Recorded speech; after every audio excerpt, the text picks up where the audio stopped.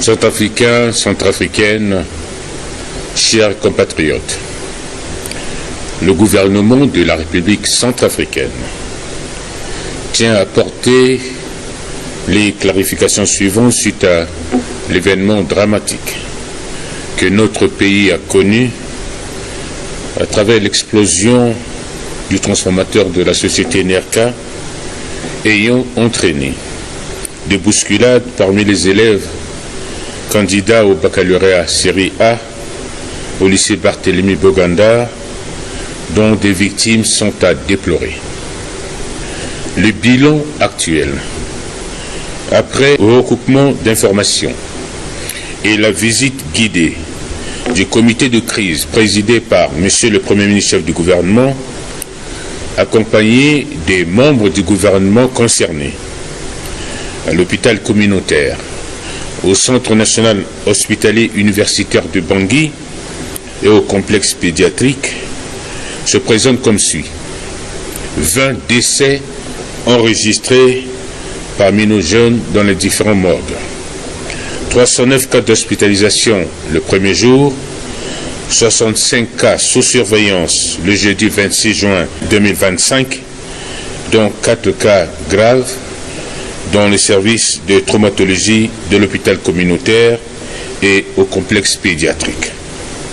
Une cellule de prise en charge psychologique a été mise en place et un numéro vert, le 1212 du ministère de la Santé et de la Population, est disponible pour les familles et toutes les personnes affectées par cette situation. Son Excellence, Monsieur le Président de la République, chef de l'État, professeur Faustin Archange Touadéra, a pris un décret le 25 juin 2025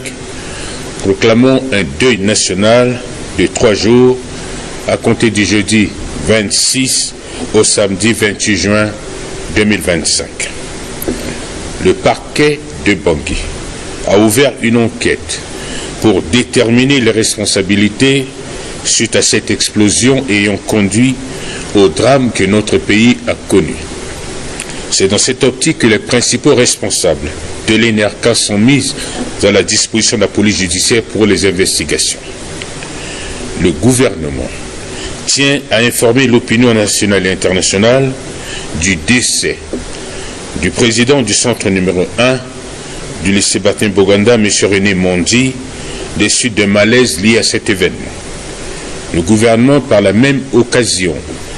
adresse ses sincères condoléances à la famille de l'illustre disparu. Il est à noter que M. Paul Crescent Beninga, président du groupe de travail de la société civile, GTSC, a saisi le ministre de l'Intérieur et de la Sécurité publique pour l'organisation d'une demi-veillée suivie d'une marche. Compte tenu de la gravité de la situation et de l'émoi au sein de la population, le ministre de la Sécurité publique, pour des raisons de sécurité, a interdit cette marche. En dépit de l'interdiction, M. Paul Crescent Beninga a bravé l'autorité de l'État ainsi que ses compagnons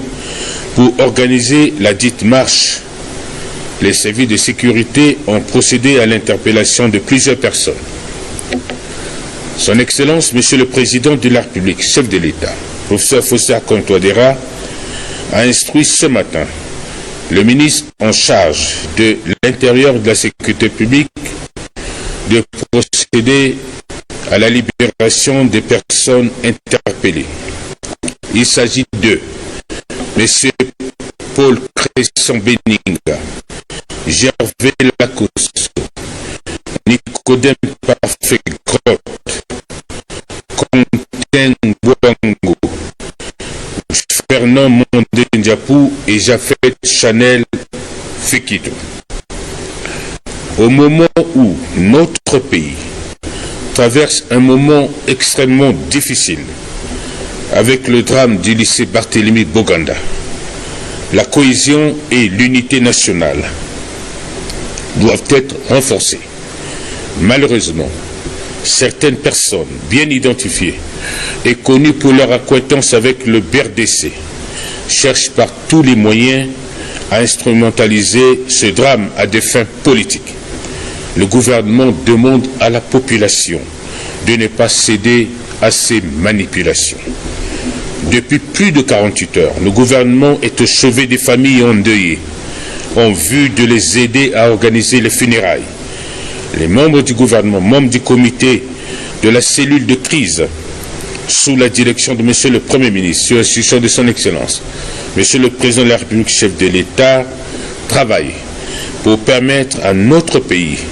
de passer cette étape difficile dans le renforcement de la cohésion nationale. Face à ce drame qui a secoué notre pays, le gouvernement réitère le message de son Excellence, professeur Fossard-Comte Touadéra, président de la République, chef de l'État, et appelle à l'unité, la solidarité, pour qu'ensemble, nous soutenions les familles endeuillées et renforcions le vivre ensemble et la cohésion sociale dans notre pays. Que la paix demeure dans ce pays. Vive la République. Je vous remercie. Aïta, Amama Baba Tibé Africa. Ngurugbiati Kodoti Aganandoso, Titombela, Natifana, Aïta Tibé Africa Kwe, Paleso Silani, na dans l'école Soinet le lycée Barthélemy Boganda, Sosi Madame Massini, Tin de Kwati, Nguti Dada Soinet Enerka, a Sumbalani si Baliaga, Nambitamu, Amelengeti Solani, a Goutisala Gizamatala si Biani, a été Soniminga Sinati Kodrotie. Nango iso igati fanala, Polele,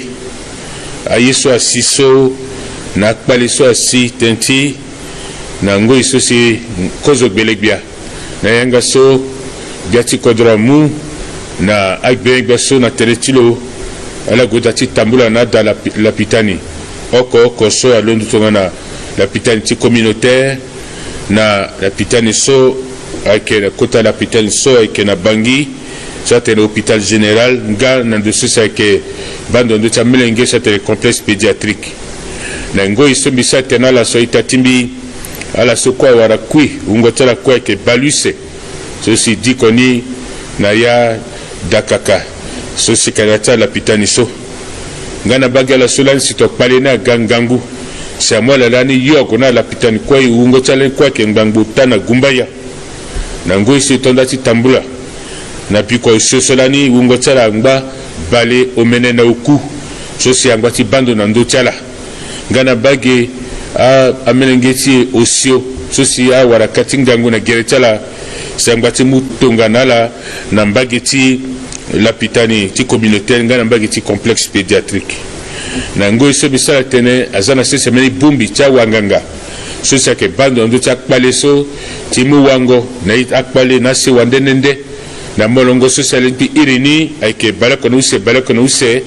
sosi lingu tite na bando cha sewa na menenge sosi kpale asina ndo chala biati kodro agonga da timu meni mbela sosi fa lango ta tilo na biko sho sina la posto laso titene bendele ti be Afrika kwe azani na beni nga mulege titene igbulitie na tikpale so asina kodro tie tikpale so biati kodro wunda titena ala sosi biani ay ke fambanga agodati tene a satinga yeso asi ni le so si lo eke kozo subtiti ti procureur na dambanga ti kodrotie lo zianga ti meni gingo ndo wasa tene bembendo tinga bale so si asi ni le so ala so sala kusala na ndokwa ti nerka alo na kota waindani na waindana la sola sala kusala ndocha amasini ti nerka iri ala titene unda la tinga ndati eswasi sagiligi tinga ayeswasi fade ngurbia wala awanga tikodortie ake satena ndoni ngurbia tikodortie nga gwetitene afa naita baleso siso ke ngangu mingi na kodortie asai le solo ke komo konzina ndoti gizamaso na mbagiti se boganda longa kolo wara kui na legiti baleso le wara kui so gina legiti gingo betilo na mawaso si agbulo mingi si finitu la kai ngulibati kodro a kambi mawa so asi na ndoti amelengeti soka warakui nanga a hunda na se watilo kangangobe na ngulibati kodro ya kendura teti sewani biri meni melengeti kodro tese itula ke Paul Crescent Beninga le canalité meni bumbi tia la soka na gbati leta pepe le salam beti na gbengi gbasa bando na ti siri na ti kodro tie ti tene le lekemeni tambela ti tene mlenge ti kodro tie tambela ti fa betiala nga ti tene ala gwe ala duti na mbagi ti lycée Barthélemy Boganda te ti kpale ti seduti na iso asi na vundu sa commandement ti be Afrika mingi gbengi gbaso la bando le siriri lo keti tene bumbi so tambula pepe te sina ngoi so ke da kodro tie ti kota vundu akenzoni si et ça c'est très bête à zoader ngoi so solo kelege so biani itati so agodana nganguti tene lo sara tambula so na legeti tambula so biani ala so saga bando legeti seduti agodati tene amu amena itati so ungotala ke mingi si azala biani na ndocha purusu na ndapede so biati kodro le muyanga ti tene ala so silani a mwala biri so a ziana na gigi ala so itala ke tonga so Paul Crescent Beninga, Gervais Lacosso, Nicodème Parfait Grotte, Quentin Ngwando, Fernand Mandendiapou, na Jafet Chanel Fekito nango so misana la tene nango so kodroti kana yati kpale na yeso la ko sina kodroti pepe yeso asi na lycée Barthélemy Boganda akenzoni si amlagiti be Afrika ko ipumbi tereti yoko na tereti biati kodo titele kambi vundu na ase waso kwe yetingangu asi te yetingangu so akigiti ase waso pepe mati kodroti ekwe ni lo so iba na ya gbembingo ambena melengeti kodro so ingala minginga sala kendura tertia kama porososo ala yetala gishoni ti kodro so ala gilegeti tene agana tenti poroso na ti kpale so sina ti kodro ti si ngul biati kodro ti tene e unda na mlangiti be Afrika de letala pingba na ngoi so ki sala moi za si tenti poroso lina ti tenti moi so mbeni pepe ni le so na ti alango sa ongul biati kodro ti atonda ti sala kwa ti gona tereti a ita so si vunda komanda la sangba na la pitana melengeti so ngati tabla na ti sewa oko biri na bi jusqu'à la so ngul bi ngati sala kusala so titelu kai mawasok na becha ita ti so ngati leke so si ala ingisa titene ala onda melengeti so si finita la akai ngati kodro lu muyanga titengul bi aduti nduru